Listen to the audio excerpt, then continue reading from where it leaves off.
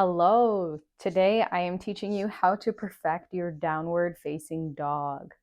So if you're new to yoga or you've been practicing for a while and just want to make sure you're doing it right, I'm going to start off by saying everybody thinks downward dog is about how close you can get your heels to the ground. We actually don't care. If they touch the ground, great. If they don't touch the ground, great. The point of downward dog is actually all about creating spinal traction and really opening up the curvature in your lower back. So we'll get into down dog and I'll cue you, or you can watch me, listen to my cues, and then apply them for yourself. So first and foremost, if you want to make sure the length of your down dog is the right length, start off in a plank position, making sure the shoulders are over the wrists, the backs of the legs are straight, so pushing through the heels. And then you're going to just bend the knees and send your hips up and back into down dog. And just start to pedal out the feet, warming up the backs of the legs, especially if you're doing this first thing in the morning. And then the first thing we're going to do is start to shift the weight of our hands and take it out of the wrist. So spread your fingers nice and wide, press through the finger pads, and shift the weight out of the wrists and into the palms. This right here is usually an easy fix for people who have wrist pain. It usually happens because we're dumping all of the weight into our wrist joints. So by pushing into the pads of the fingers and activating them, I like to tell people, almost imagine you're a tree frog and you're using suction pads on your fingers. That's how active your fingers should be in downward dog. Next, you're going to focus on the shoulders. So pull the shoulders away from the ears. Try to pull the shoulder blades down onto the lower back. And then can you turn your biceps inward towards each other? Try to rotate the arms inward.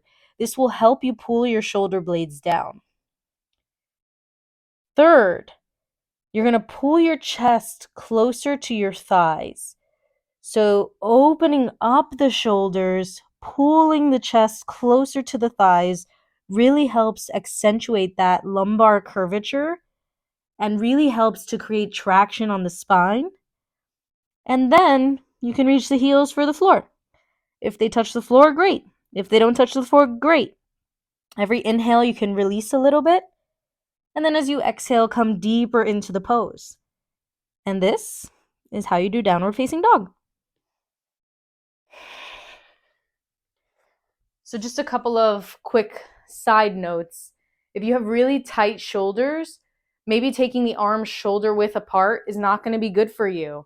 If you're somebody who lifts a lot of heavy upper weights, you do bodybuilding, things like that, or you just have really tight shoulders, you may have to take the arms wider on the mat.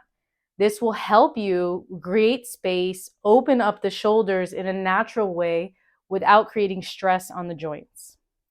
If you have wrist pain, you can always modify and do your downward dog on your forearms, or if the pain is pretty bad, just stay off of the hands for a few days and let them rest.